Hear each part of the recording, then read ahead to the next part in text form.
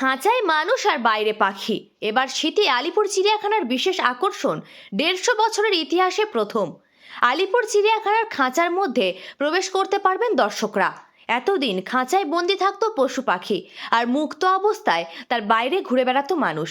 এবার তারই বদল ঘটেছে আলিপুর চিড়িয়াখানায়। ভাবছেন রহস্যটা কি? তাহলে খোলসা করেই বলা যাক। এর আগে যা কখনো ঘটেনি আলিপুর চিড়িয়াখানায় তথা এ রাজ্যে, এবার সেটাই ঘটেছে। দর্শকরা ঢুকতে পারবেন খাঁচার ভিতর। ১৫০ বছরে প্রথম এমন উদ্যোগ চিড়িয়াখানা কর্তৃপক্ষের। আলিপুর চিড়িয়াখানার স্বর্ণময়ী হাউসের পাশে নতুন করে এনক্লোজার তৈরি করা হয়েছে। বিশাল আকার কাঁচে মোড়া খাঁচায় দর্শকরা ঢুকতে পারবেন।